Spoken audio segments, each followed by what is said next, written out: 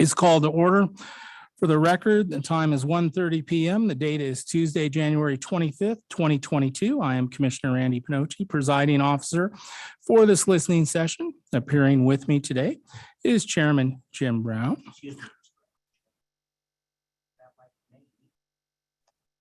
I'm on.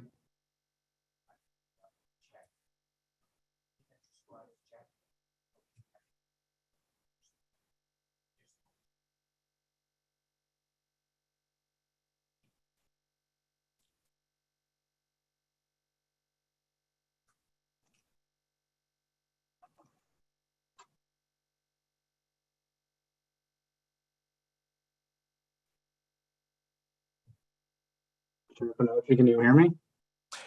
I can. Apparently, we're waiting for a red light, Mr. Chairman. The red light is not on. Do you think we should proceed or wait? Okay. Thank you. I'll just sit quietly. Okay.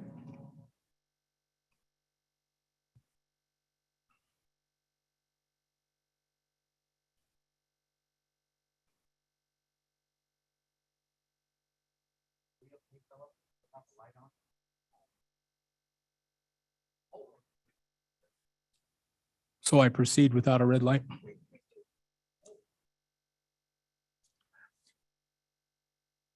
Appearing with me today is Chairman Jim Brown, who's remote, Vice Chairman Brad Johnson, who's here with me, Commissioner Tony O'Donnell, and I'm not sure if Jennifer Fielder is remote or not. I didn't see her in her office. This is a scheduled listening session in docket number 2021.09117 regarding Montana Dakota Utilities Company 2021 Biennial Electric Integrated Resources Plan. The purpose of today's hearing is to receive public comment on the application.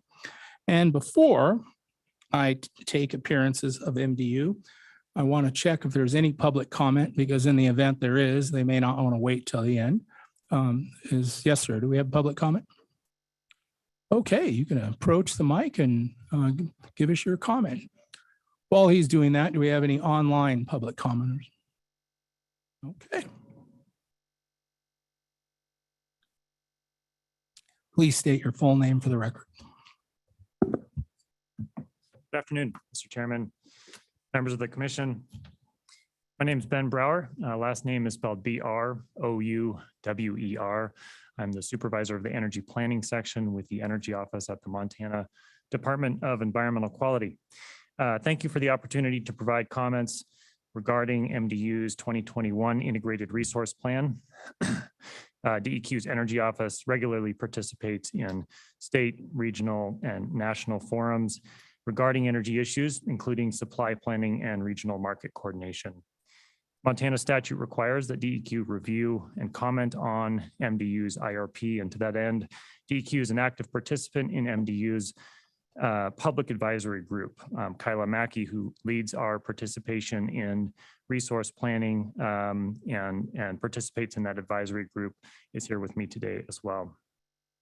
Our office submitted written comments on MDU's 2021 IRP to the Commission on the 21st of January. I'll provide just a brief overview of our comments today.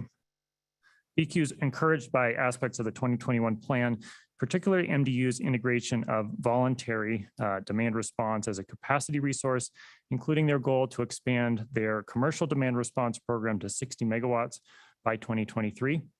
MDU encourages MDU to thoroughly analyze residential demand response voluntary program offerings that could provide additional flexibility and cost savings. Overall, DEQ commends MDU on their planning process and the resulting resource plan. Our comments did propose suggestions for further analysis on a couple of fronts. Specifically, we suggest MDU conduct a new energy efficiency potential study prior to their 2023 IRP that reflects updated avoided costs, market conditions, and customer demographics that have changed since 2012 when their last study was conducted. We propose that the next plan model additional scenarios as well that evaluate potential impacts to fuel prices, to energy supply, to peak demand, and energy load growth under those various scenarios. Some of the scenarios we would like to see included would be modeling that incorporates increasing uncertainty due to changing weather patterns, technological innovation, and shifting market dynamics. Additionally, load forecasting that includes a high electrification scenario that considers increasing customer adoption of electric vehicles and efficient electric space and water heating. A scenario where market purchases in MISO are significantly limited or unavailable due to extreme weather events.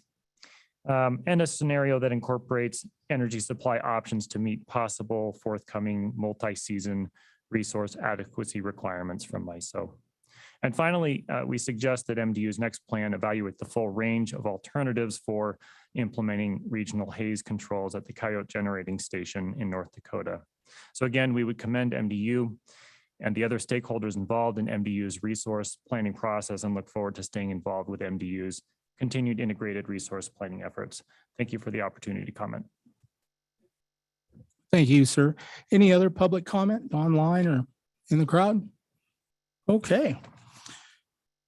I will now take appearance of MDU council and representatives. Please introduce yourself. Good afternoon, commissioners. My name is Darcy Nigam with Montana Dakota Utilities, and I'm here by myself today. I'm the Director of Electric System Operations and Planning for Montana Dakota Utilities, and my office is in Bismarck, North Dakota. Thank you. The commission now invites a short presentation from MDU regarding its 2021 electric IRP. MDU, you may proceed. Thank you, Commissioner Panochi. I think I had a set of handouts in the back. I think there were some more on the chair, it looks like in the corner. When we talk about our integrated resource planning activities, we end up conducting what's considered a least cost planning model approach to determine our need for future electric generating resources. And when we do that, we take a look at a number of factors. One of those would end up being our customer requirements that they have for energy consumption and also on their peak demand forecast requirements. We also take a look at possible customer demand response and energy efficiency programs that can be used to meet our customer needs.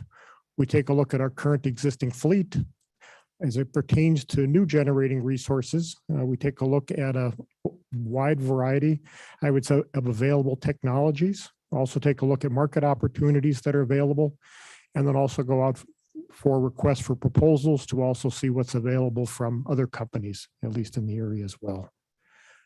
In that modeling activity, we do a number of sensitivity studies that basically look for risk and robustness of our test that we end up having that puts together our integrated resource plan.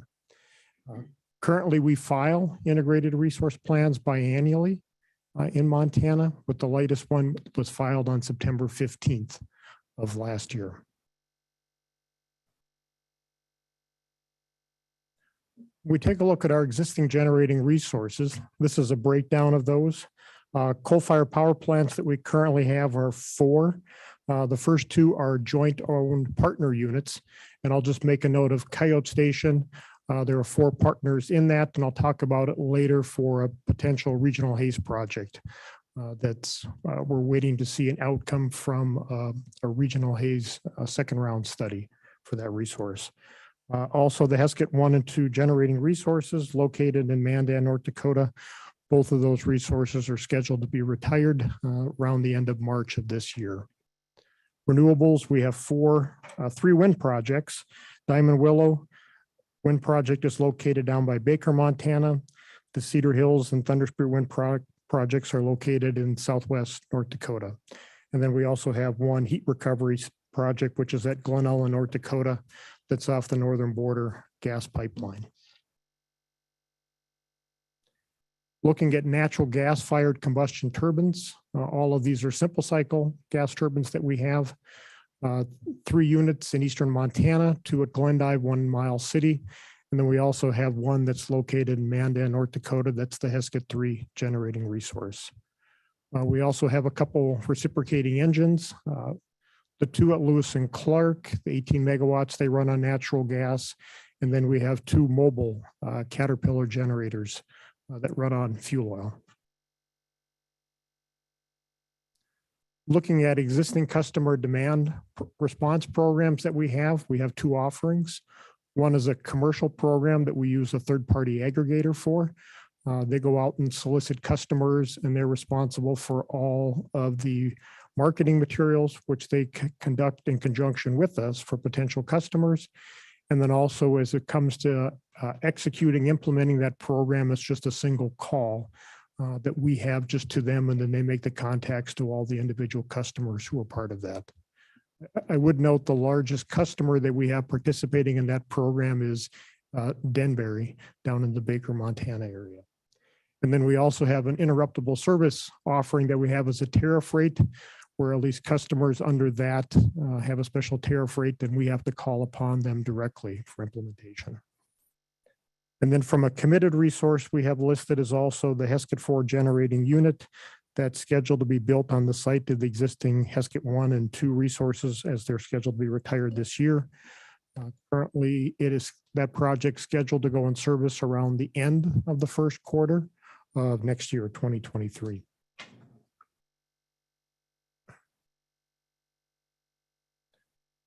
When we look at new generating alternatives that we considered as far as company resources we added into the model, we had a number of simple cycle combustion turbine configurations, also a couple options for combined cycle combustion technology, reciprocating engines. We also had coal with and without carbon capture that we had included in there.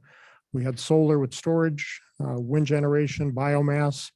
We did have responses, a few of the responses from our 2020 request for proposal, and then also consideration would end up being market purchases as well.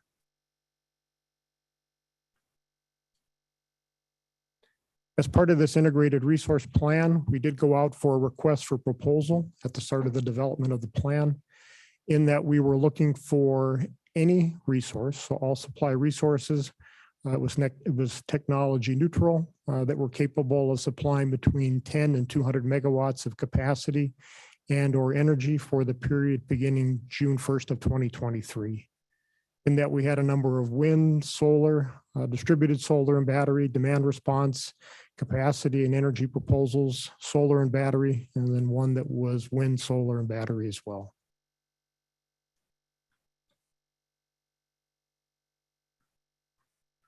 From that list, we did have a short list of bidders that we had as an output from at least the RFP submittals. There were 3 of those. One was a solar project that we did actually go into discussions for contract negotiations and did not enter into that. That would have been in Eastern North Dakota. The model was selecting it very favorably and had shown up in our previous IRP in 2019. That project was decided not to go forward with because of the unknowns that they had for network interconnection costs for network upgrades. And ultimately, that project did withdraw from the MISO queue over high interconnection costs that they experienced in the queue process. And so what they were looking for was us to take that risk on and have to pass those costs on to our customers, or have to wait, which could be a 1 to 2 year period, and then ultimately have a decision to terminate that agreement if those costs were too high. We did have a proposal to expand our commercial demand response program by an additional 25 megawatts, of which we did enter into that agreement. And then we also shortlisted a distributed solar and battery project, just to get a little more robustness and to be able to get a little more, I would say, experience with how that might integrate into our system. Around the same time, we did have a solar qualified facility project that came forward. We did enter into an agreement, and we had filed that agreement with this commission. In that was a 20 megawatt FERC qualified project, 20 years capacity and energy, was to be located near Fallon County out in southeast Montana with an in-service date of late 2023. Ultimately, that developer did withdraw from the MISO interconnection queue over high network upgrade costs associated with their generator interconnection study. And also they did provide a termination notice to us under the power purchase agreement. So we received that in December of 2021.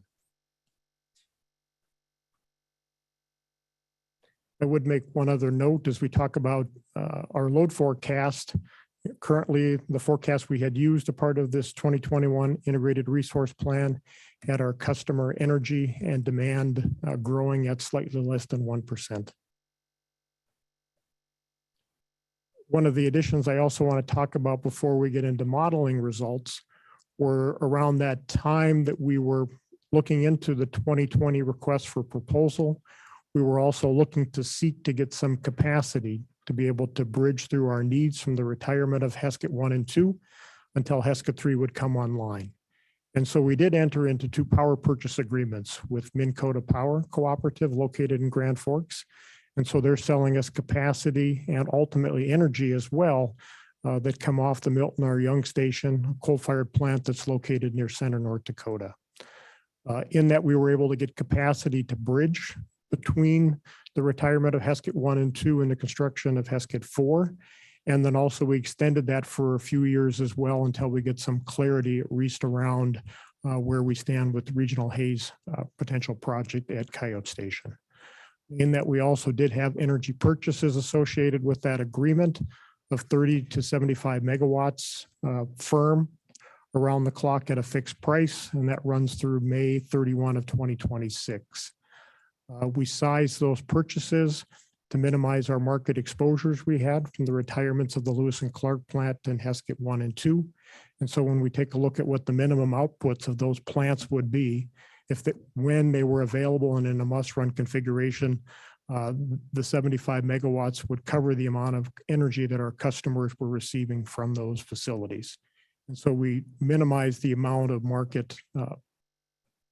load that we had in the market, at least for potential market exposures through a contract with Minnkota.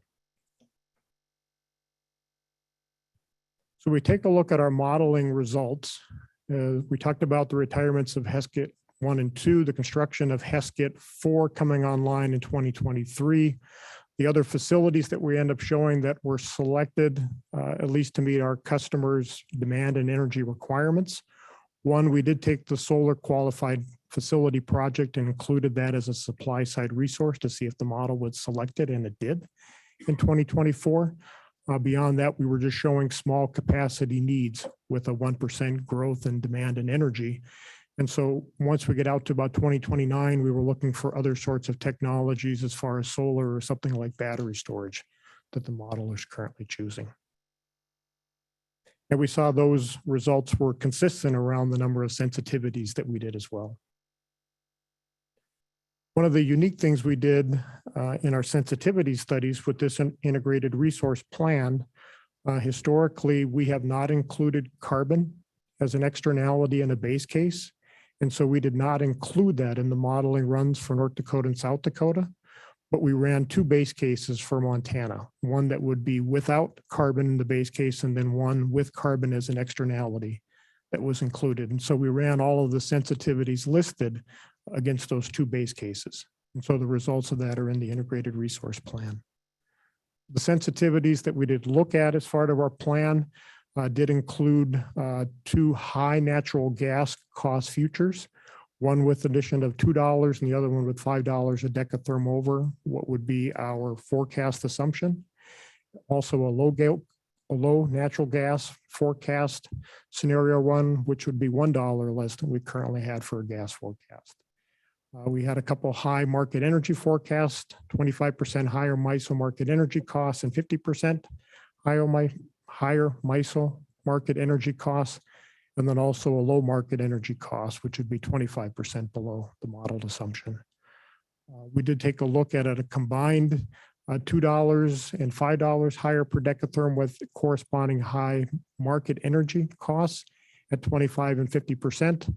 We also looked at a low natural gas and low market energy scenario as well, $1 less per decatherm and 25% lower MISO energy prices. And then also did a comparison with a third-party energy forecast study, which was from Woods and McKenzie.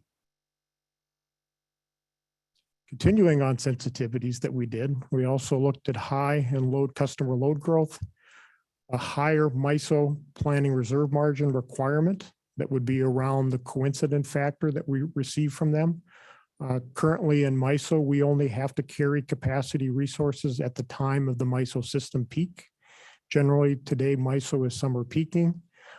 In that when we see the MISO system as a whole peak, which is a 15-state area, generally that heat has left eastern Montana, western North Dakota. And so in that, we end up only having to carry 80% of what would be our non-coincident peak requirements to show that we're meeting our planning reserve margin obligations. So we had another sensitivity that looks at a 90% coincident factor. I would also make a note at this point, when we look at the next integrated resource plan, that MISO is looking at changes to how they're planned to meet the planning reserve margin in the future. In that, rather than a single season requirement, they're planning to go to a four-season requirement, spring, fall, summer, winter, and then also taking a look at a change of how they accredit capacity. Instead of being an as available across the entire period, really trying to focus in on those peak critical hours and giving more weighting to those. And so we'll have more studies that we'll have to do and scenarios just for the 2023 IRP. We also look to limit our MISO energy purchases in any hour. Currently, we allow the model to select up to 300 megawatts of MISO energy in any hour. Our peak customer load is about 600, so about half of it can come from the market. We talk about a limiting case. We were saying at years either 5 or 10, limiting that supply to 100 megawatts in any hour, just to see what was the impacts if we were not able to depend upon MISO as much as we are in the base case. We also did take a look at a potential retirement of the Coyote station just to see what the model would select. At this point, we're not expecting, I'll talk about the regional Haze and expect in a second. We talk about Coyote station and regional Haze. Certainly, we wanted to know if that plant had to be retired for regional Haze or a regional Haze project, what would the model select? And it was looking at another peaking gas combustion turbine plus market purchases is what the model selects. And then we also had a couple sensitivity runs with a high carbon tax at $30 and $50 per ton. And then as I noted in the base case we did for the Montana IRP, we did include a $15 per ton carbon tax in the second base case that we did establish.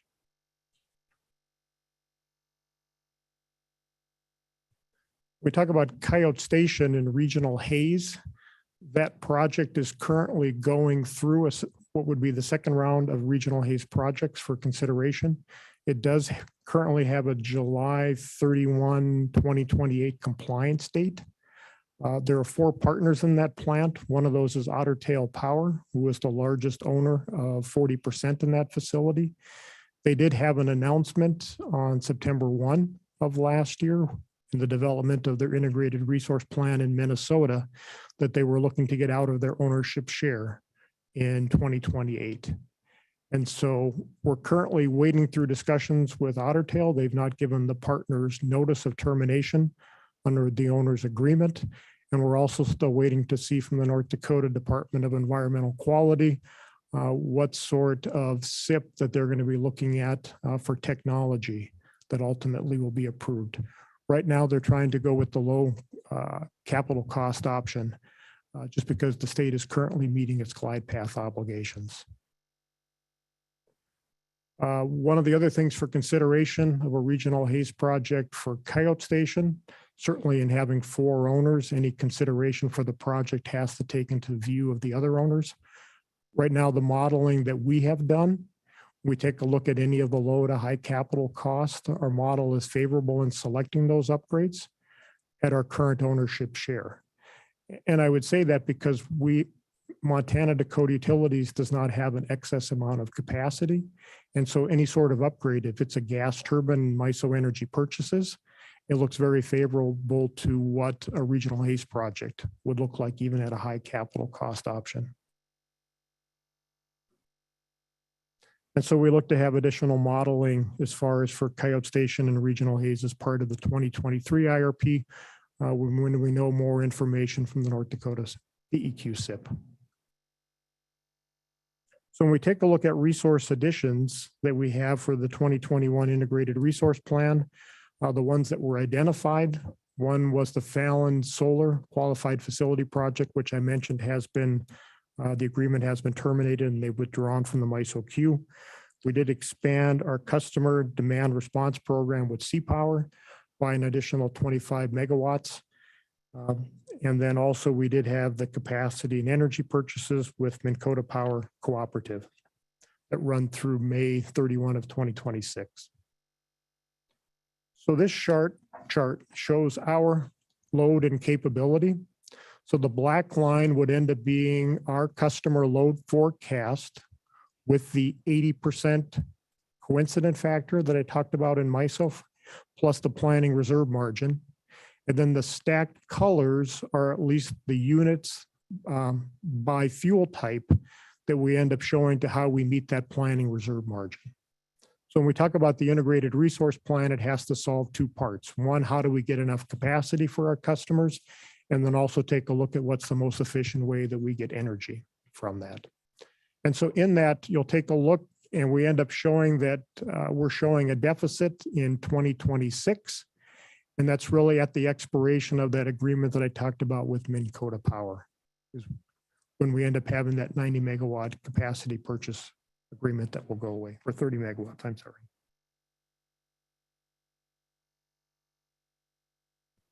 And so what this chart is just showing is not the complete result from the base case we would have in the IRP itself for all future resources, but just those that are committed at this time.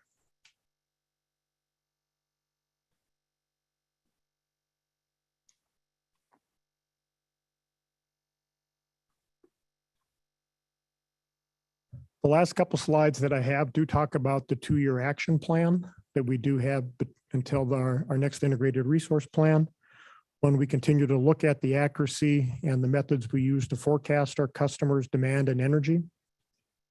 Also take a look at potential new and cost-effective energy and demand response programs.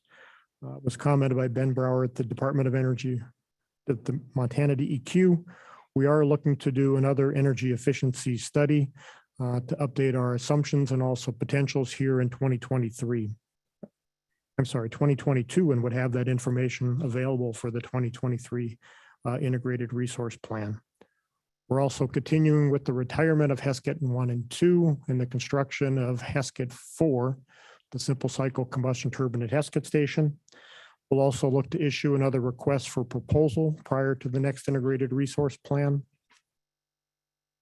We'll continue to look and study the potentials for local generation, including community solar throughout our service territory, other ways that local generation could be used to mitigate transmission constraints or alternatives. I'll continue to monitor the availability of pricing of energy and short-term capacity purchases from MISO or bilaterals from other customers, other companies, at least in our area, and we'll look to purchase capacity as needed to meet any short-term needs that we have from either the MISO or those bilateral sorts of purchase agreements.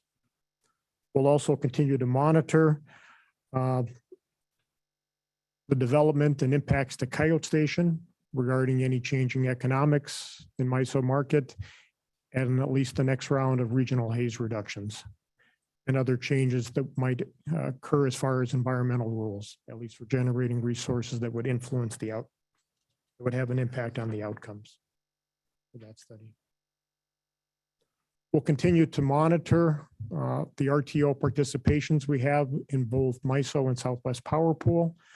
Also, we talked about MISO looking at the impacts that their changes in resource adequacy will have in the seasonal construct. One of the things we're looking at studying looking at the cold weather event from February of last year is at least what would be the benefits of putting dual fueled combustion on Heskett 3 and 4. The gas turbines we have at Glendive and Miles City, all three of those have dual fuel today. And so we're taking a look at those in the face of potential volatilities and pricing or constraints in MISO. What would that project look like? And at least to see if that would be something that would be economic for customers. Continue to evaluate solar and storage projects, at least in their potential implementations on our system. Continue to look at the RTO arrangements we have, MISO and Southwest Power Pool, and make sure it's the most reliable and economic arrangements for our customers. And we'll look to continue to maintain the IRP Public Advisory Group that has worked well for us in the past. That is the end of my prepared slides. Thank you. Great presentation. A lot of good facts and interesting topics. I now invite questions from any of the commissioners. Chairman Brown, representing the Bozeman area. Vice Chairman Brad Johnson, representing Kalispell and Helena. Tony O'Donnell, Commissioner from the Billings area. Commissioner Jennifer Fielder from the Missoula area. Philip, will I be able to see the people that are online here if they raise their hand on the monitor in front of me? Well, if you do see them raise their hand, sure give me a notification. Is Jennifer Fielder online?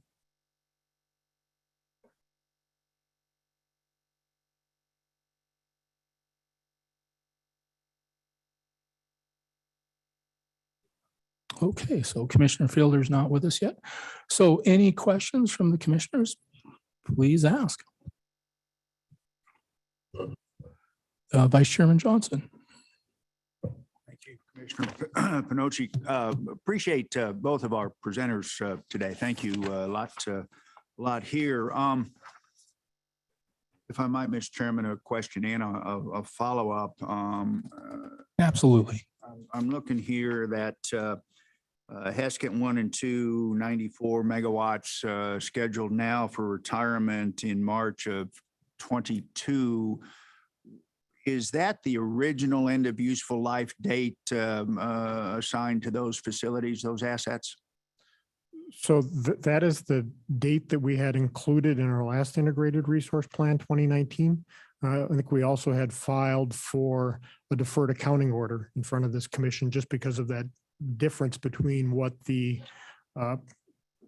depreciated life, end of life was as it differed from this particular date. And what was that difference, the original depreciated end of life? I don't have that information in front of me, but I think it was somewhere in the late around 2029, 2030, somewhere in that range. Okay. So we see, as I know you're aware, a ongoing trend of accelerated retirement of these baseload assets that are so highly dispatchable. There is, as I talk with colleagues around the region, some very real concern that there is the genuine prospect in the next 5 to 7 years of a substantial capacity shortfall in the region. Do you share that concern? Is this plan, do you think, going to allow MDU to escape that, or is this ongoing accelerated closure of baseload generation potentially problematic for y'all? When we take a look at the closure of these two facilities, again, these are small and older coal plants. And so when we've taken a look, and it was emphasized in what we did for our 2019 integrated resource plan, these plants are currently uneconomic to continue to run. And so that was the reason for the announcement of the retirement and replacement with a gas turbine that we're constructing that's Heskett 4. And so in that, our customers should continue to see the same amount of reliability, and there's also the cost saving that goes along with that plan. One follow-up, Mr. Chairman. Yes, Mr. Vice Chairman. Thank you. At what point, we're clearly seeing upward pressure on natural gas prices. Nobody's got a crystal ball to say for sure where all that's going to end up. At what point does that increase in natural gas cost make these coal plants economical again? When we take a look at the natural gas combustion turbines, at least that are part of our fleet and in our plan, they're used to meet our peak demand obligations because that's the cheapest source of reliable dispatchable capacity that we can have. And the model itself has very small run times for those facilities.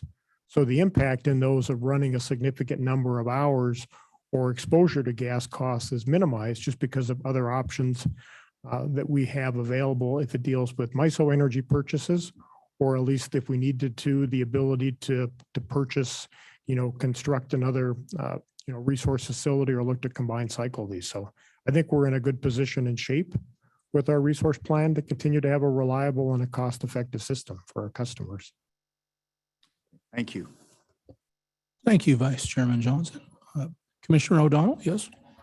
Thank you. Um, One thing that's always rather bothered me that it's it could be very deceptive, not intentionally, but to lead to an improper conclusion is that on slide 3, you had existing generation resources, the coal and the renewables at a certain amount.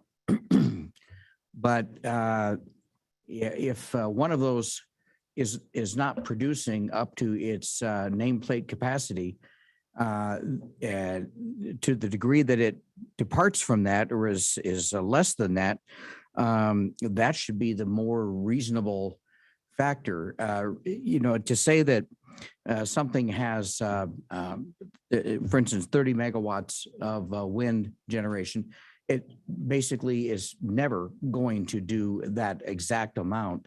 So the capacity or the nameplate capacity is very misleading on that regard. I would be much more comfortable in knowing that I had enough power to go around. And by the way, I'm probably the only, except for yourself, actual MDU rate-paying customer in the room. I would think that instead of saying we have 30 megawatts or 50 or 70 and one of different things, that it would be much more accurate to put down, what the annual average is that you're actually getting from that facility. Yep. Go ahead. Yep. I'm unable to go back at the moment.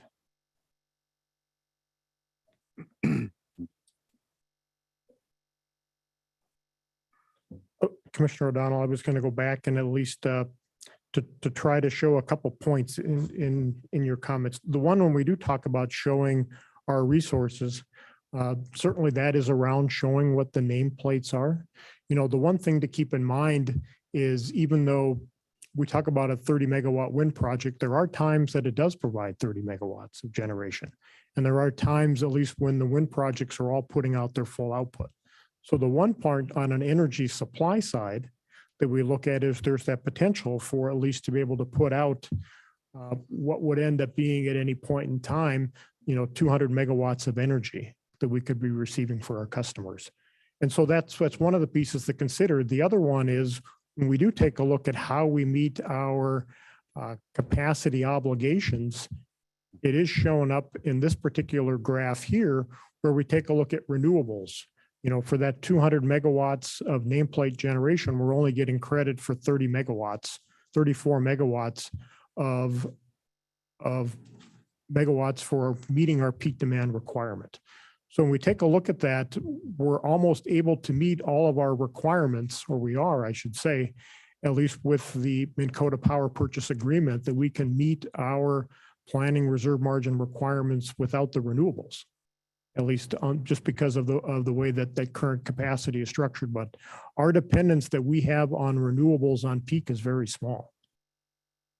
And so we're able to probably meet, I would say, the better part of 97% of all hours, we're capable of meeting our planning reserve margins without that contribution from renewables. Thank you. That sounds to me like a really good argument for not having renewables at all. I like that very much. What I'm saying is that if you have for your Diamond Willow 30 megawatts on there, and at a particular period of time, it may actually produce 30 megawatts, then during the time, since you have to have a certain production level, if it's producing at nameplate capacity, then the amount needed to fill in for its deficiency has to be down, your coal or gas or whatever like this, okay? And as this goes down, this goes up. So basically, in order to meet 30 megawatts at any one time, you have to duplicate your production system so that it's always in balance right there. That seems to me to render it uneconomic. And I'm not an economist, but that doesn't make any sense to me. Commissioner O'Donnell, one thing to keep in mind is that when utilities were running their own balancing authority area, where they were doing that scheduling of resources, they would have had to have made those decisions. One of the things that occurs when you participate in a much broader energy market, as we do within MISO and MISO's energy market, we're only offering our generating resources into the market, and we're not having to displace something else as that comes on. And so that balancing is occurring across a much broader area. And we talk about having a 30 megawatt resource inside of a system that on average is north of 85,000 megawatts. And so we don't end up seeing at least that pressure that as our wind at Diamond Willow is coming up, that it's having that counter effect of taking, reducing the generation on an adjacent plant. We don't end up seeing that. And certainly for our participation in MISO, I think we're at 0.6% of all load and generation in MISO. So the amount of impacts that we can have, or a 30 megawatt plant can have, is almost none as far as in the broader market itself. Is that the same with SPP? SPP is about half the total amount of load. So I think where MISO has a total system peak of about 120 megawatts, 120,000 megawatts, they're about 70,000 megawatts. Yeah, I think that's all the questions, Mr. Chairman. Thank you, Commissioner O'Donnell. Questions from Chairman Jim Brown, representing Bozeman. You're up. Can you hear me? Yes, we hear you. Well, I was going to follow up on Vice Chair Johnson's original question, which I thought was more of a yes or no type question. I'd like to hear from MDU as to whether or not they feel moving forward that they are going to have the capacity to meet consumer demand. I felt like the witness's answer to Vice Chair Johnson's question was a bit of an obfuscation. So perhaps our witness would like to propound more on that. Mr. Chairman, may I interrupt? Mr. Chairman, it's Mr. Chairman Brown. It's hard to really understand your words. Just so I understand the question for my own purpose, are you asking for whether or not they're going to be able to meet historic load or extreme load?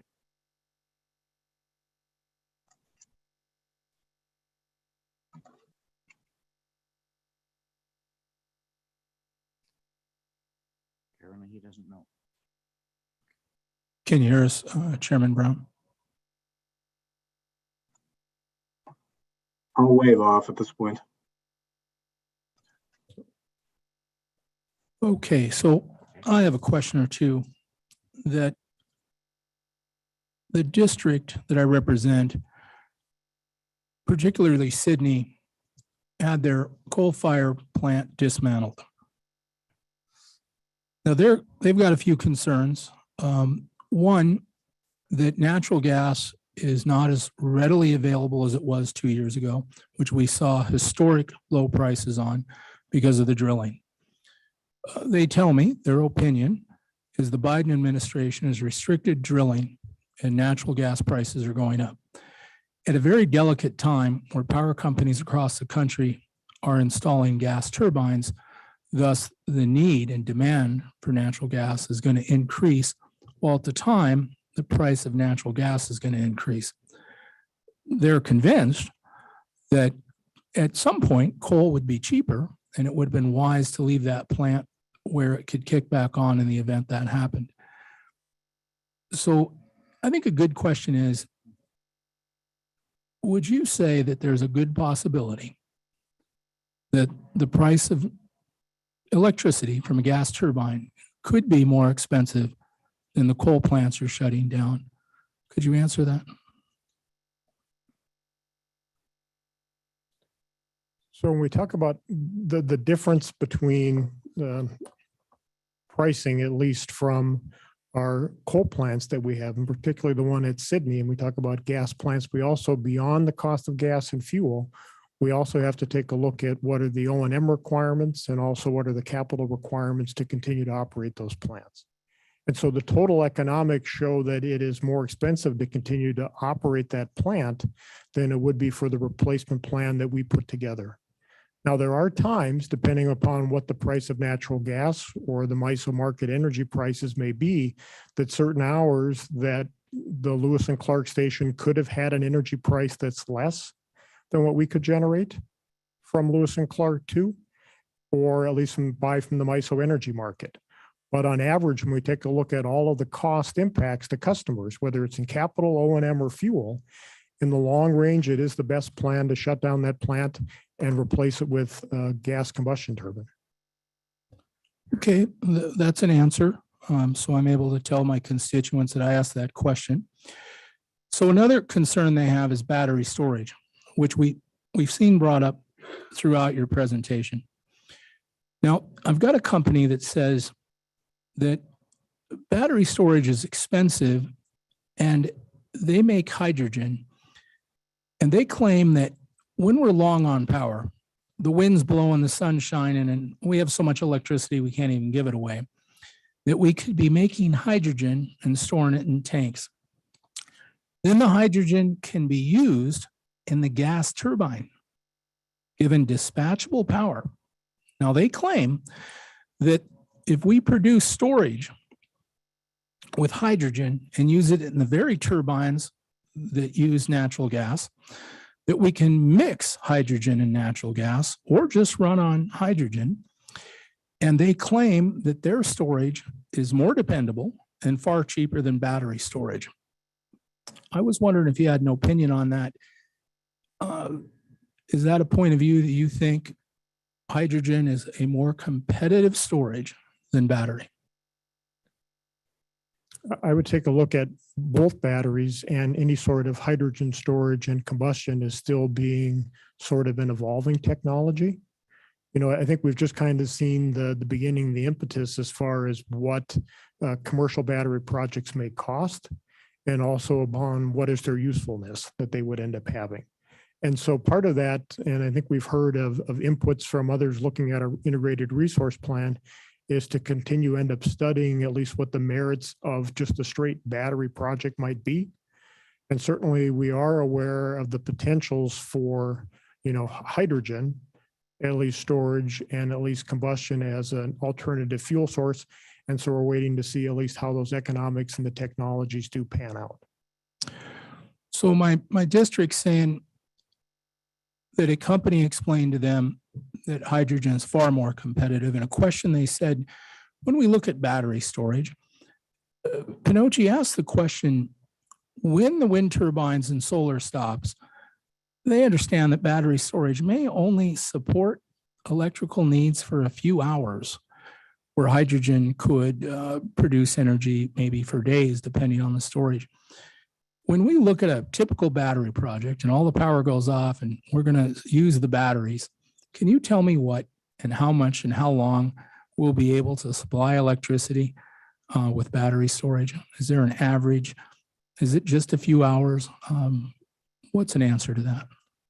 So that's one of the decisions that someone has to make if they're going to invest in electric battery technology, is the design around what is that storage capability as far as number of hours go.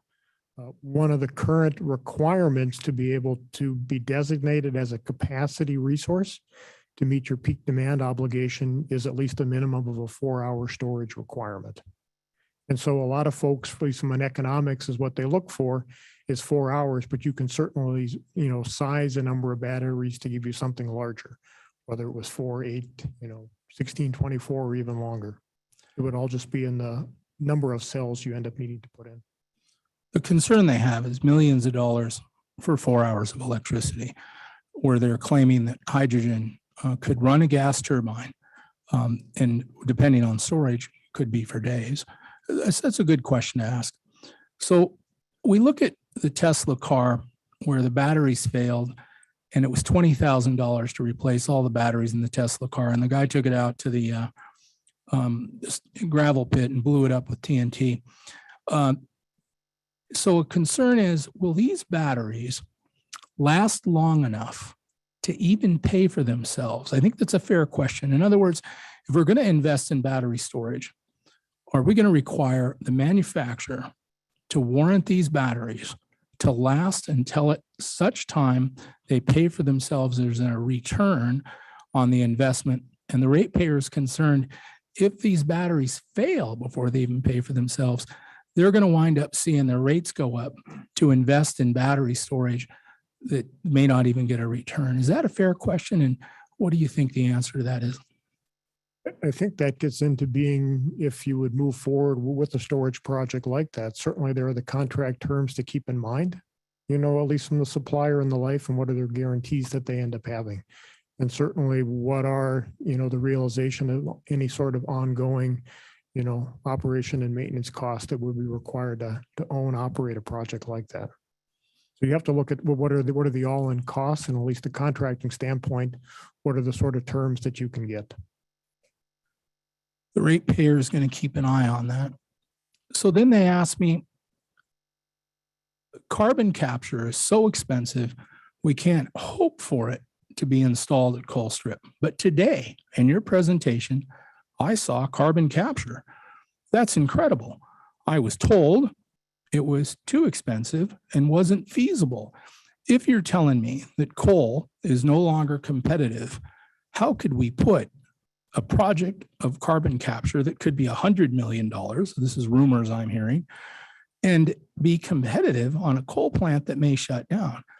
And of course, the ratepayer is going to say, if we're going to pay for carbon capture, which could cost $100 million, and then we're going to decommission the coal plant, is the ratepayer paying for all this? How would you answer that? When we take a look at the resource alternative that we did include in our resource plan for options, because we've been asked in the past if we considered coal as at least a new future resource, the only way to do it and to be able to permit is if you were either carbon capture ready, or you at least had carbon capture and storage that was a part of that. So there are engineering estimates that you can receive on what are those costs to be able to construct a unit. But we end up seeing from a competitive standpoint, the model does not select them because they are too expensive. Well, are we going forward with carbon capture then? No, when we take a look at doing the resource plan, we look at a broad range of what technologies may be available, and that we should let the model look at to see if it's something to look at. If the model would turn around and it would pick a carbon capture coal plant, one, we'd have to do further refinement on what are those cost estimates and go off and do more detailed studies. And then also have to make that determination based upon if we're talking $500 million or $1 billion investment in partnership, is that even something we would want to even move forward with? But from the standpoint of saying that coal is still an available fuel, and what would it take to have a resource option on the supply side available for a model to look at, that would at least be the alternatives that we included in our integrated resource plan, which is consistent with what we've done in the past. So the ratepayer is excited about the possibility of a carbon capture, because then coal could move forward without having any carbon footprint. Also, the carbon could be sold to pump and oil wells to make them more productive, or to Coca-Cola to put in a can of pop. They tell me McDonald's releases more carbon at the soda fountain than all of the coal plants in the United States. I don't know how you check that out, but I don't see anyone giving McDonald's a hard time. And I suppose if you added McDonald's to Burger King to Wendy's, that would be a lot of carbon release, right? So their question is, if we get a carbon capture unit, can they then get the green credits that wind and solar get, because they'd be completely carbon free? Has anyone asked that question? What are your thoughts? So if we talk about carbon capture on coal, it would not qualify for a green credit. There are separate tax credits, at least the federal government does have, for having a project that's viable and to be able to capture and sequester that carbon. So it would be a different incentive that it would be available to get. Well, they feel that if they're zero emission, they should get the green credits. I just thought I'd ask the question. Okay, so we see wind turbines, a lot of talk about that. Ratepayer is concerned that some wind turbines fall apart, blades break off and land in somebody's field before the turbine's paid for. I'm wondering, is there a safety there? Are these wind turbines warranted long enough to pay for themselves and get a rate of return to the ratepayer? Or truly, are we having wind turbines fall apart and they have to be replaced before they even get a return to the ratepayer? Do we have an answer on that? So the last two wind projects, we talk about the 155 megawatt Thunder Spirit wind project. We did put in place a 25-year agreement with the turbine supplier, and they do all the O&M at a fixed cost over that entire term. So we do have it's wrapped. It's a bumper to bumper. Commissioner O'Donnell brought up a good point. I explained it to the ratepayer that the nameplate capacity is variable depending on the wind or sun conditions. It's a variable nameplate. So how I explain it. In 25 years, we have a variable formula because we don't know how much the wind is blowing or if it's blowing at all. Can you assure everyone in 25 years they'll get a rate of return and that's fair to the ratepayer with a variable nameplate capacity depending on the wind blows? It's a good question. What are your thoughts? It is. And so there's a lot of details that go into if you're looking at a wind project. You know, certainly before you would actually construct in a place, one of the things is to get, you know, accurate information as far as on what are the wind patterns in that area and at least the historic potentials. So you end up with potentials, whether it's a 50-50 forecast or a 70-30 or 90-10 sort of forecast, output levels that you can expect to achieve. So at least you know if it's a good place and a resource to know what that variability is. The other one that it gets into, and we talked about, you know, that your contract terms that you end up having with the supplier, you know, if you're talking, is it 1 year sort of warranty, or if you're pricing in, as we talked about, 25 years of all of the O&M costs are at a fixed price. The other part that's in that agreement as well is you can also have performance guarantees, at least on the availability of that equipment, if you price that into your contracts. And so at least to ensure that the customers are getting, you know, value, or at least getting guaranteed value over the life of the projects. Okay, I think that's an answer. So they bring up to my attention, the ratepayer does, that when we have to dispose of wind turbines, that they're going to some location in Wyoming because no landfill will take them, and it's quite expensive and the ratepayer pays for that. That could be a myth. So I thought we'd just drag that question out.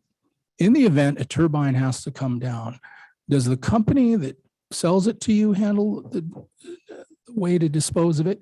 Or are we taking it to a landfill where we have to pay a lot of money to have it disposed of and the ratepayer pays that? How would you answer that question?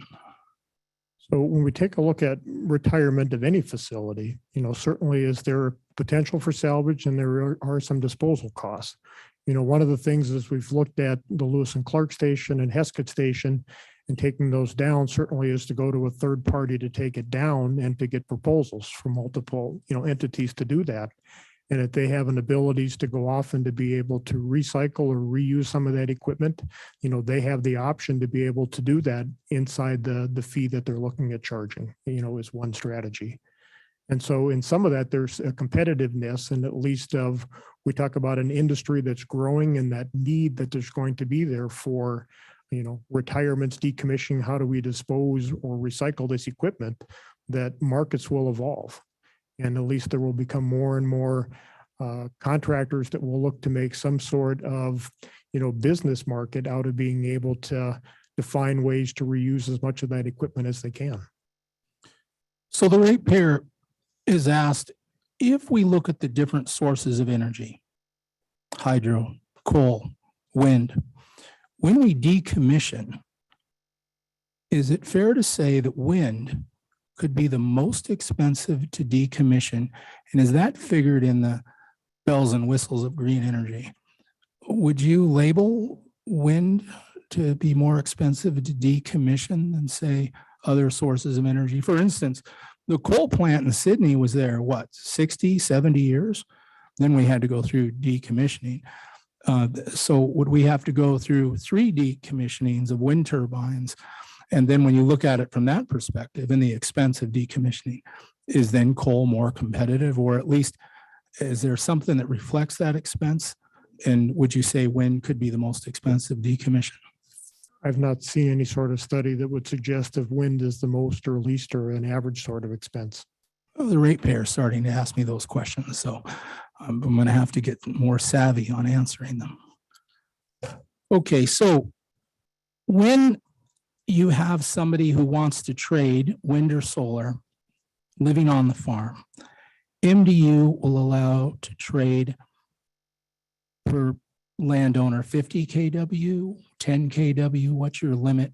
When somebody says, I want to produce my own energy, what will you allow them to trade in your area? I'm not sure, you're talking a standard offer rate or what are you Well, talking? I'm running into this train wreck. The cooperatives in my neighborhood will only trade 10 kW. If you produce more, they keep it for free. Northwest Energy will allow up to 50 kW. Now, we put a wind turbine up at the county building in Great Falls. The taxpayers paid for it, and it was 65 kW. Northwestern Energy asked them to reduce it to 50 kW, where the wind turbine had to be modified to produce less. The taxpayers in Cascade County are furious. I was just wondering what MDU has for limits when people want to trade, or a county building or a school may want to produce energy. Do you have a limit of 50 kW or 10 kW that you trade? I'm not familiar with that 10 or 50, but I'd have to go back and take a look at our standard rates that we do have. Sure. What happened in Cascade County is opened some eyes, that's for sure. And I want to remind Commissioner O'Donnell to go through the chair with a question, and I apologize, I didn't watch that closer, Chairman Brown. Chairman Brown, do you have a question or would like to reinstate that question? I feel like I'm having technical difficulties from my office, so I'll just wave off at this point. Thank you, Chair. Any other questions from any commissioners? With that, thank you for your public comment. I'd like to at this time ask if there is any public comment. Sometimes people struggle to get on. Philip has given me the wave off. I don't see anything in the crowd. For the record, the time is 2:32 and the date is January 25th, 2022. This listening session in MDU's electric IRP is now adjourned. Thank you.